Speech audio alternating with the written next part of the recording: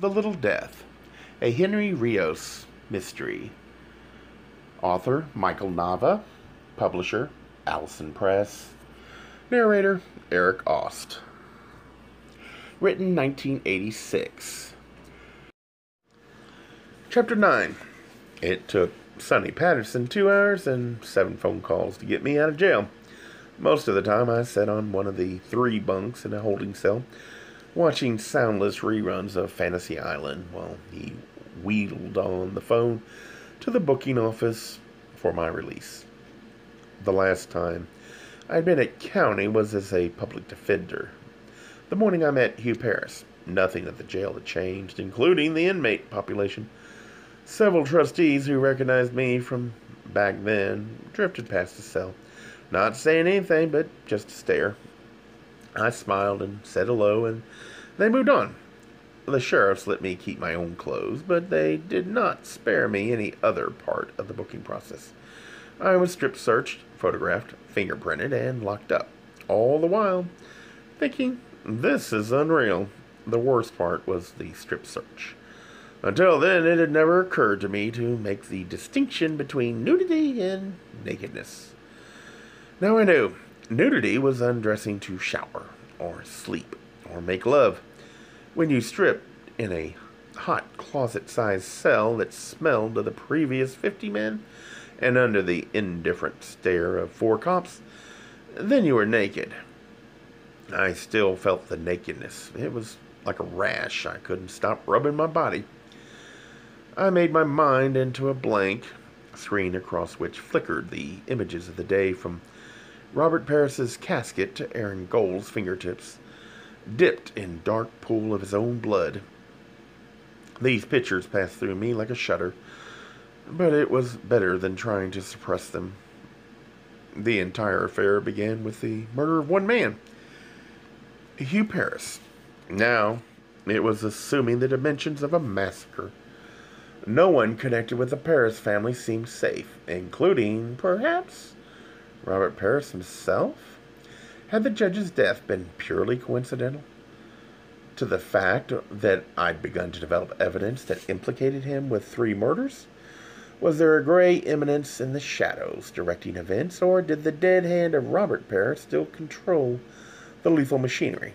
Until that afternoon, I had believed the investigation into Hugh's death was closed. The killing of Aaron Gold changed all that. I was back at the starting line. But with this difference, I was exhausted. I lay back on the bunk and closed my eyes. Maybe it was the ever-present atmosphere of sexual tension in the jail, or just my own loneliness.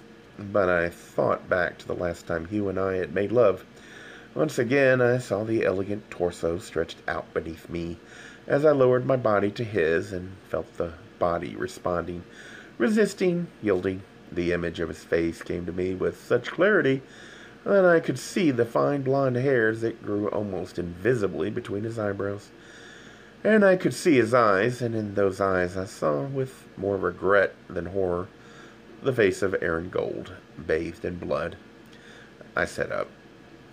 Sonny Peterson was watching me from just outside the cell. "You all right?"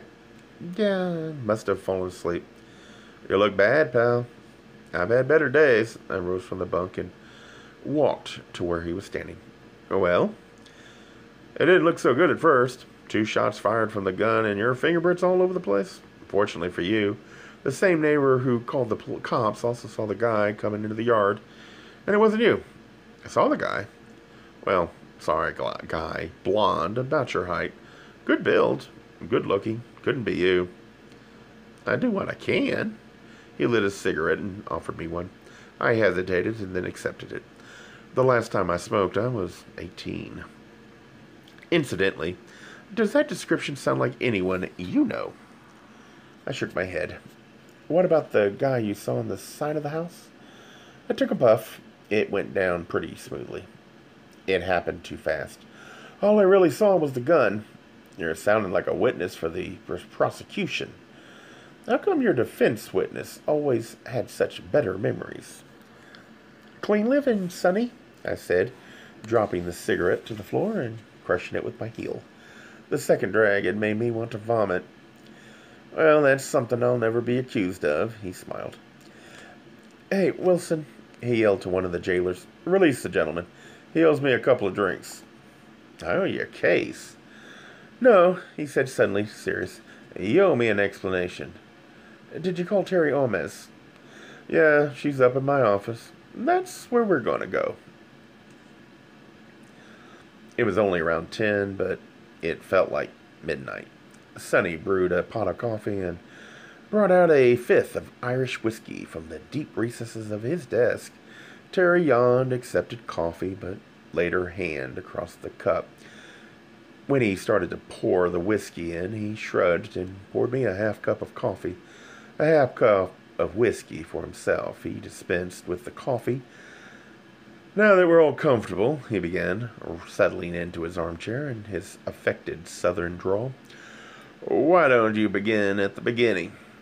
Between the two of us, Terry and I told Patterson the history of the Lyndon Smith Paris clan, from the end of the 1920s to the burial of Robert Paris that very afternoon. Patterson listened without comment, moving only to lower the level of fluid in the whiskey bottle. Now and then. There wasn't a lot left when we finished. He looked back and forth between us and shrugged. So, he said, what crime has been committed that I can prove? Terry looked at him. How about 4 murders, a burglary, and conspiracy to obstruct justice? A crime that I can prove, he repeated, in the murders of Christina and Jeremy Paris. The eyewitness is dead, the coroner is dead, and the deaths have the appearance of being an accident. The remaining evidence, the will, is grist for speculation, but not neatly enough to make out a murder. And the trail is 20 years old. The officers who wrote those reports might be dead themselves. And you know as well as I do that their reports are inadmissible hearsay. The death of Hugh Paris, he glanced over at me. I told him that Hugh and I were lovers. Put out of your head how much you like the guy. Let me put it as crudely as I can. A hype ODs and drowns. No one sees the death. No traces of murder survive except in Ormez's recollection. So, maybe we can impute a motive to the judge after a lot of circumstantial fandangos. But so what? The judge is dead. Even assuming he arranged Hugh's murder, I doubt very seriously that he jotted it down in his appointment book. He looked at us. Aaron, I said. Yes, Aaron Gold. After I persuade the cops that you didn't do it, and you didn't, did you? I shook my head. What do you think they're going to conclude? A break-in, Terry said wearily. That got out of hand. Contemptuously, she added. All the pieces fit. A detective, Patterson said. Cops are like prosecutors in this respect. We have to play the facts we're dealt. We can't engage in cosmic theories because we're bound by the evidence we gather and the inferences we can draw from it. You can't expect me to put Robert Paris on trial for a murder that was committed 4 days after he died. All that the evidence will support in the case of Aaron Gold is a bungled burglary. The perfect crimes, Terry muttered. Exactly, Patterson said, shaking the last drops of liquor out of the bottle. The perfect crimes. No witness, no evidence, plenty of motive. If the murders could be connected, but nothing connects them except a few bits of circumstantial evidence and one hell of a lot of conjecture. He looked at us again and sighed. Drink up. Drink up? Is that the DA's position on these murders? Jesus Christ, Henry. Think of this case as a defense lawyer. Wouldn't you love to be defending Robert Paris with the case I have against him? Paris didn't physically kill Hugh, and he didn't pull the trigger on Aaron. I said, the murderer is still alive. Then bring him to me, Patterson said, and we'll talk. I said, this is a police matter. Patterson shook his head. You know as well as I do that the police don't have the time or interest to pursue this investigation. They've got their hands full. And as for you, he said, turning to Terry, my advice is that if you place any value on your career, on the force, You'll discontinue your interest in closed cases? She lifted her eyebrows. What do you mean? I mean, Hugh Paris, Patterson said. I've been known to bend elbows with Sam Torres. He knows that you've been assisting Rios, and he doesn't like it. In fact, he considers it a personal affront that his subordinate would use police resources on a case that he closed and on behalf of a civilian. Christ, I muttered. Terry looked stricken, and I knew why. A woman detective, even a good one, no, especially a good one, would always be walking the line. A misstep could have disastrous consequences on her career. I couldn't ask her to risk it for me. You're on your own, Henry, Patterson said. Take my advice and forget it. Go away until things cool down. You're not safe. Then you believe the murderers are connected? Of course I do. I believe every word of it. The rich are malignant. He held out his empty coffee cup to me. Now, what about those drinks? I woke late the next morning, having closed a bar with Patterson the night before. Terry had begged off early. Sonny and I remained getting drunk, swapping trial stories, and he complaining about his marriage. Boys' night out, except that Aaron Gold was dead. I went out for the papers. The San Francisco Chronicle made no mention of the murder, but the local daily put it on page 1.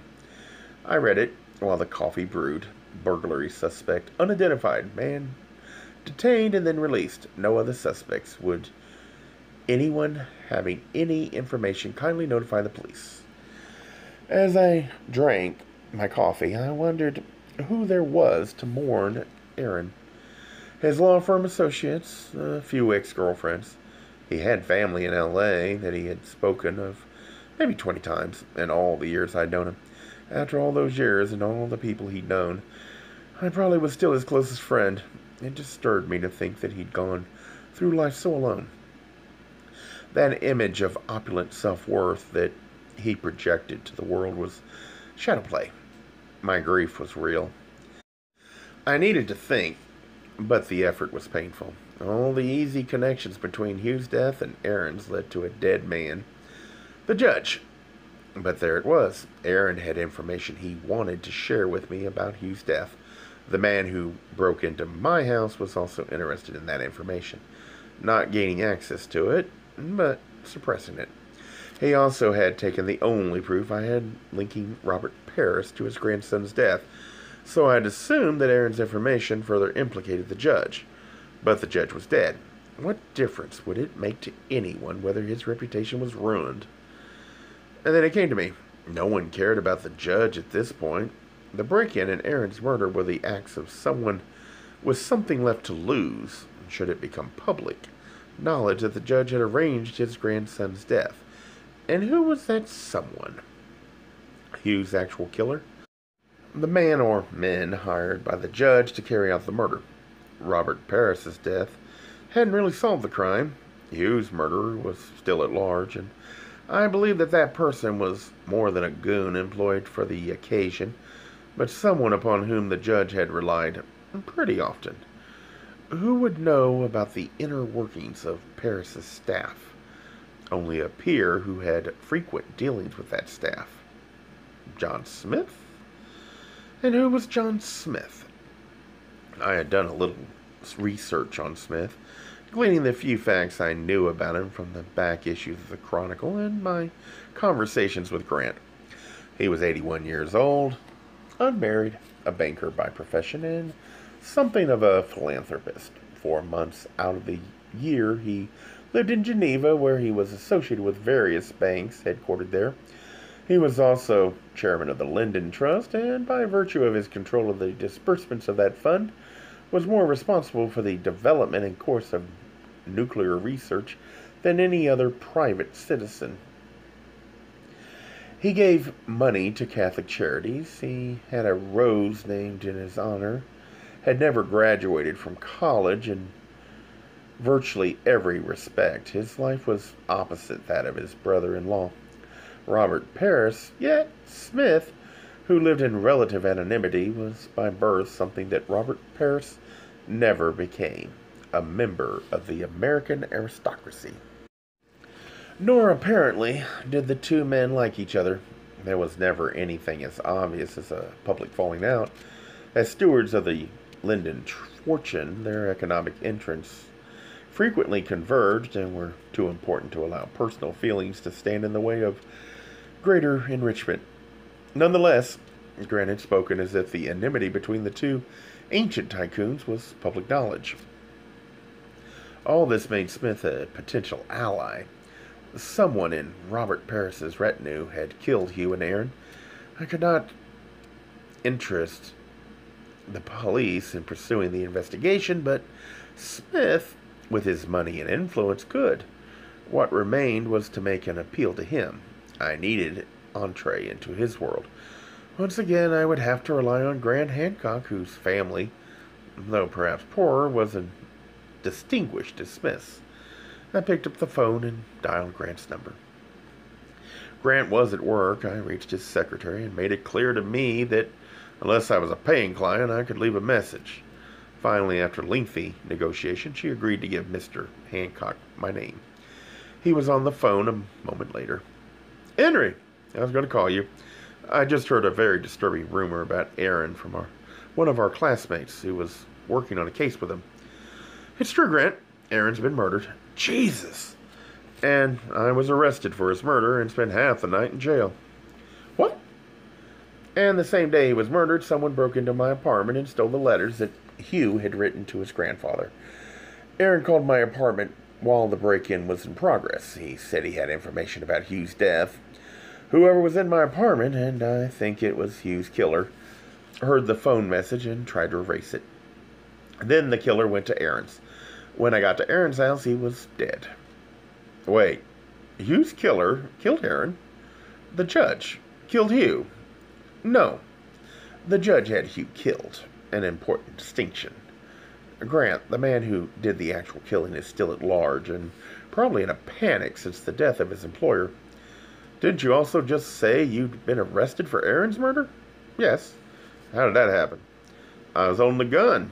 I heard Grant's make a noise, and I explained how it was I came to be at Aaron's house. Then the police arrived. I also told him that the police were treating the case as a burglary, and that the district attorney considered any other interpretation of the events leading to Aaron's death unprovable." "But you think differently?" "Yes." "I've rid of that. I take it, then, this is not a social call." "Grant, I've respected your wishes to be left out of this until now."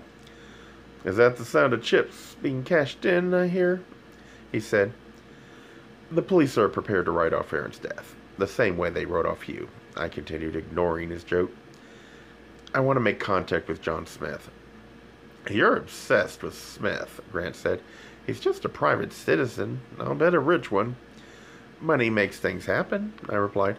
"And if even you feel intimidated by John Smith, imagine his effect on a chief of police or the mayor." There was a thoughtful silence on the line. "First," Grant said, "you'll have to engage his attention. All I want is my foot in the door." "I'm going to put you on hold," Grant said, and the line went blank. 5 minutes later, he came back on. "Sorry," he said. "I had to make a call. I want you to call this number and ask for Peter Barron. He's one of Smith's aides at Pegasus." "And what?" "Pegasus. Smith's corporate flagship, a holding company." He gave me the number. I thanked him. We hung up.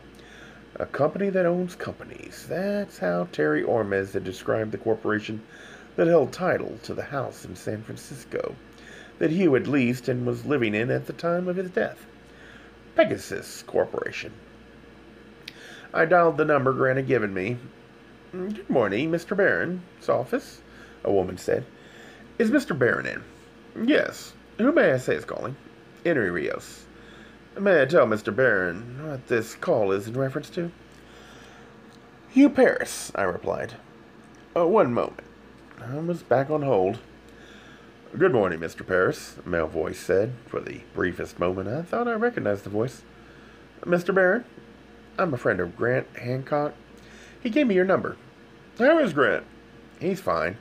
Look, I have some information about Hugh Paris's death that I think might interest your employer, Mr. Smith. Such as? Hugh was murdered at the direction of his grandfather, Robert Paris, and whoever performed the killing is still at large. There was a long, skeptical pause. I see, he said finally. Have you shared this information with the police? The police take the position that Hugh's death was accidental. Oh, is that the position the police take? His tone was mocking. Once again, his voice sounded familiar. Well, Mr. Rios, I doubt that Mr. Smith is in any position to do what the police can't or won't do. He was deeply affected by Hugh's death, and I think at his age he should be spared these speculations, which would only make Hugh's loss harder to accept. It's not speculation. I have proof. Mr. Rios, give the old man a break. He doesn't need to hear that members of his family killed each other off. Take his story back to the police, or better yet, keep it to yourself.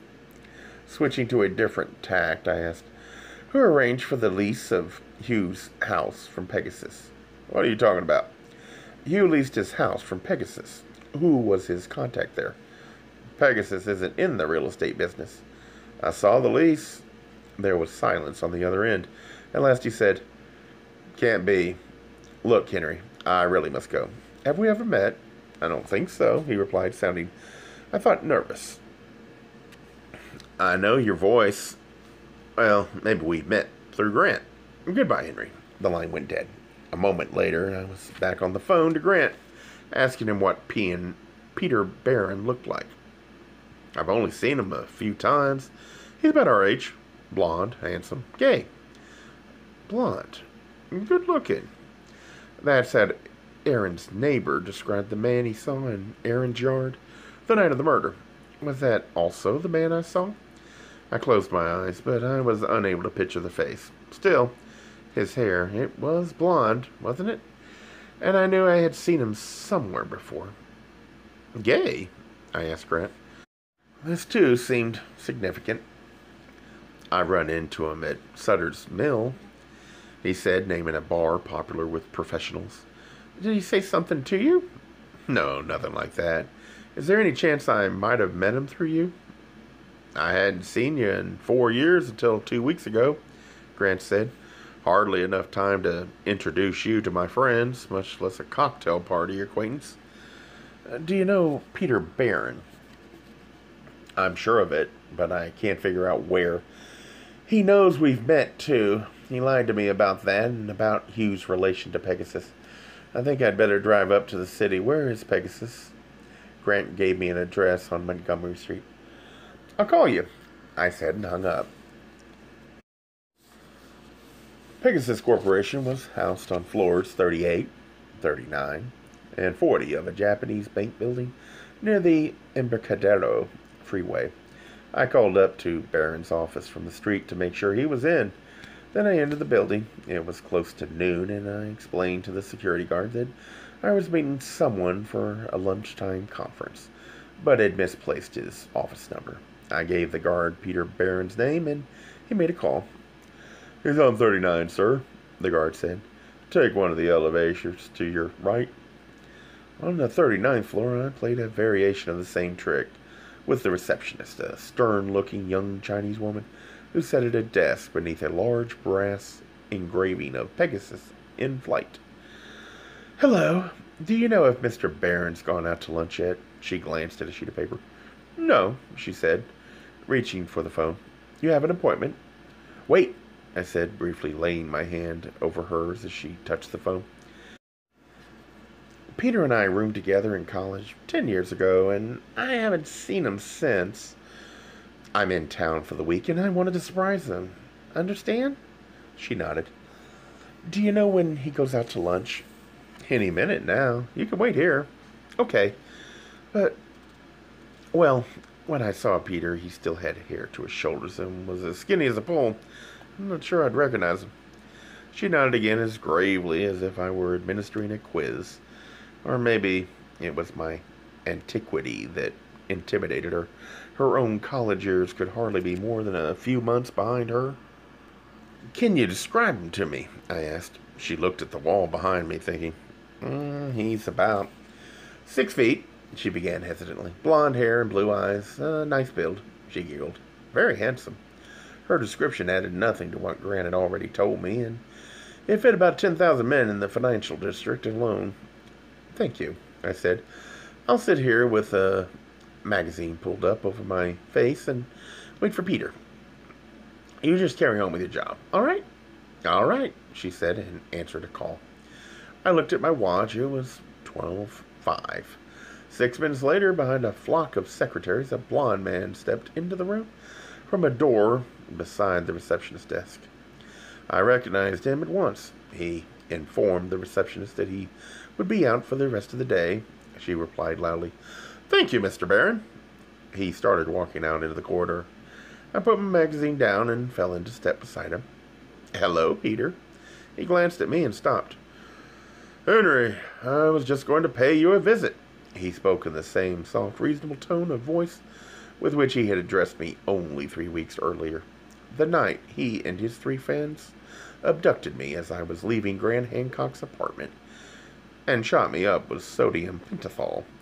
Peter was the one who welded the needle and told me he wanted information for his employer, who I had then thought was Robert Paris.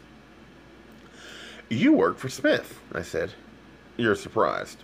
It doesn't make sense to me, especially if you also killed Aaron Gold." "Killed who?" "You killed Hugh Paris and you killed Aaron Gold." "Killed who?" "You killed Hugh Paris and you killed Aaron Gold." "Henry," he said with a small, hurt smile, "I have never killed anyone, and as for our last meeting, you might at least give me a chance to explain." "One doesn't explain away 2 murders," he sighed impatiently. "Damn it, Henry. I don't know what you're talking about. All right, Hugh was murdered, but not by me. This other guy I've never even heard of." My curiosity overcame me. "Then who killed Hugh?" He shook his head. Mr. Smith and I have been trying to find out. I don't know. That's why, what'd you call it, abducted you that night?" I looked at him. We were standing in the corridor while people rushed around us. He seemed calm and rational for someone just accused of 2 murders. I, by contrast, was beginning to sound hysterical even to myself, and he worked for Smith. Smith, in my scheme of things, was a good guy. Perhaps sensing my uncertainty, he said, "There's a lot I have to tell you about Hugh's death, Henry, and you have the most urgent right to know. You were his lover." "How'd you know that?" I demanded. "We've been working the same field. You know about me, I know about you." He reached out and laid a hand on my shoulder. "I'm gay too, Henry. I understand." I didn't want to believe him, but no one, not even Grant, had acknowledged my right to grieve. The weight of Hugh's death and the frustration I felt at not knowing who killed him all closed in on me. I brushed aside a tear. Barron tactfully looked away. "All right," I said. "Let's go somewhere and talk." We walked in an elevator and stepped inside. "What exactly do you do for Smith?" I asked. He reached his hand into his jacket, pulling out a gun. "Special assignments," he replied. "Now, we're going down to the garage, and then we'll get off. You first, with me following. You behave yourself, Henry, and maybe I'll let you live." I looked into his eyes, felt his breath on my face. He smiled and then stepped behind me against the wall of the elevator. "You're crazy," I said. "You killed Hugh and Aaron Gold." "An interesting thought," he said. "But why would I have done that? Who was I working for?" "Maybe no one," I replied. "You might just be a freelance psychopath." "Let's not call names," he said, nudging the nozzle of the gun into the small of my back. At that moment, the elevator stopped. A dozen people crowded on. The gun passed harder against my back. I clenched my hands into fists. "This man's got a gun," I shouted, then jerked away from Barron. A woman screamed. "Get him!" someone shouted. The elevator stopped again. The doors flew open. Barron pushed his way to the front. His hands reached out, trying to stop him. He broke clean and ran down the corridor. Perhaps aware that he was still armed, no one followed. The elevator door closed. "Who was he?" a man asked. "A nut with a gun," I replied. 3 hours later, I was sitting on the floor in Grant Hancock's apartment, drinking a glass of wine while he went to the door to pay for a delivery of Chinese food. He took the small white cartons from a brown bag and set them on a tea tray between us. We opened them up and ate from them with wooden chopsticks.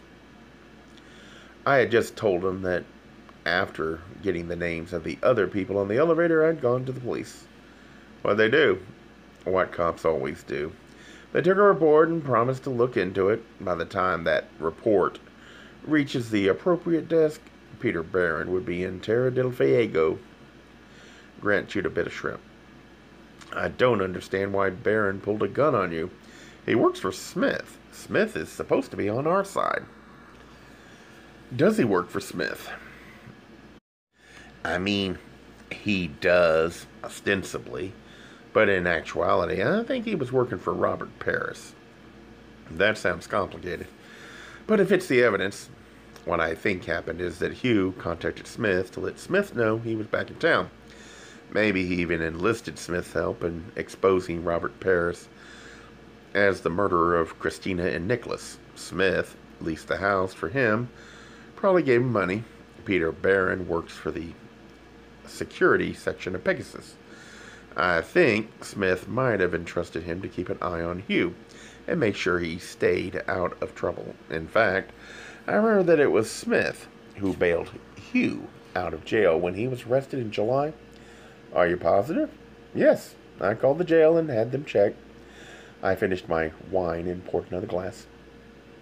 At the time, I thought John Smith was an alias used to avoid notoriety, but by whoever bailed Hugh out. Well, it is hard to believe there are men in the world actually named John Smith. I poked at the carton of rice.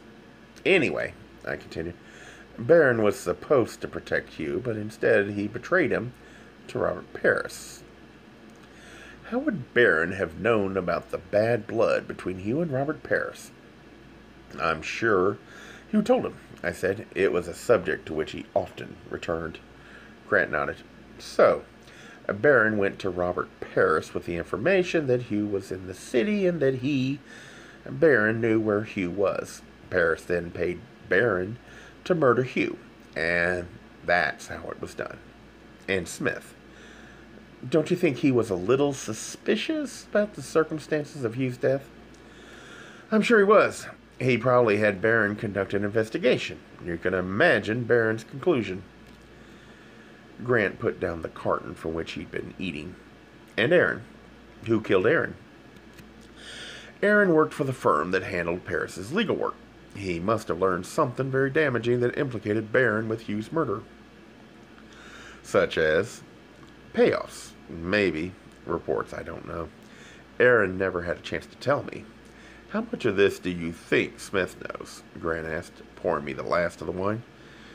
My impression of Smith from reading the newspapers, I said, is that information reaches him through about 3 dozen intermediaries. Everything is sanitized by the time it reaches his desk. He probably knows next to nothing about what really went on. And you're going to tell him? Yes, I picked up a bit of chicken with my chopsticks. It's strange that Hugh never talked to me about Smith. From everything you said, it doesn't sound like Hugh told you much about his family. That's true. He wanted to protect you, knowing how potentially dangerous this situation was. He wanted to keep you out of it. After a pause, he added, he loved you. Instead of protecting me, Hugh left me ignorant and vulnerable. Grant sighed. When do we ever do the right thing by the people we love? When indeed, I wondered, looking at him from across the room. The next day I went back to Pegasus, this time to see Smith, but I got no closer than his secretary. She, unlike the gullible receptionist, was not inclined to let strange men without appointments loiter in her office.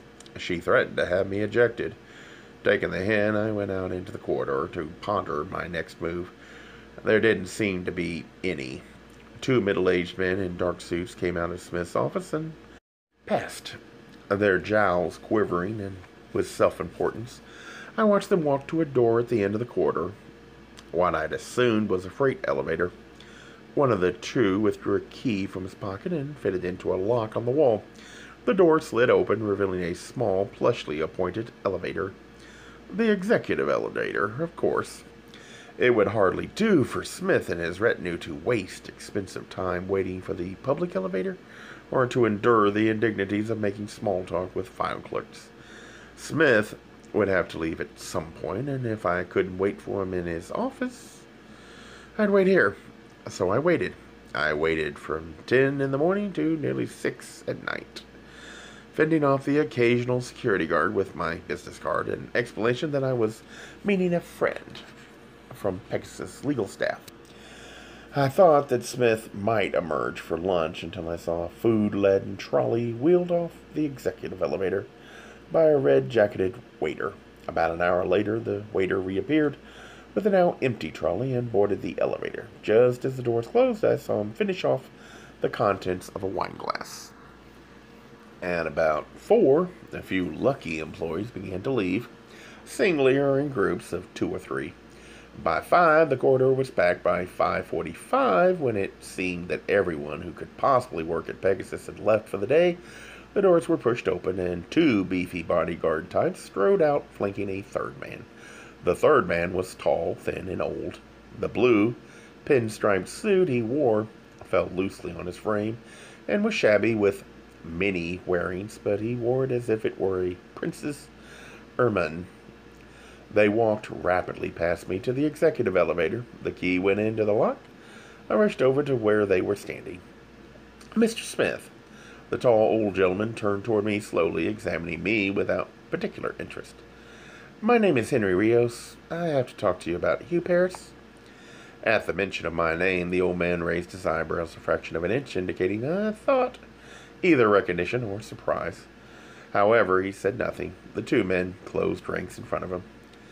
Don't come any closer, one of them said, allowing his jacket to fall open, revealing a shoulder holster. John Smith's employees, it seemed, were issued sidearms, along with their Brooks Brothers charge plates. I stepped back. All I want is 10 minutes of your time, I said to Smith. The elevator door opened, and he stepped into it. The bodyguards followed him in. I lunged forward, trying to keep the doors open. 10 minutes, I shouted.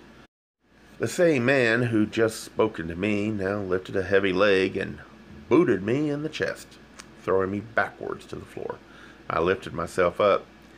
John Smith was staring at me. He opened his mouth to speak just as the door shut. Gay Mysteries audiobooks. I think it is easy to hate a label, but a face humanizes the word. So this effort is twofold. To offer comfort to those like myself that your world didn't end because you don't fit into the view of acceptable society on both sides. And in hopes of helping those with family that are LGBTQ, that it doesn't mean we are aliens from the child they once knew. Reassure them so they can maybe be supportive at the same time, being true to their values.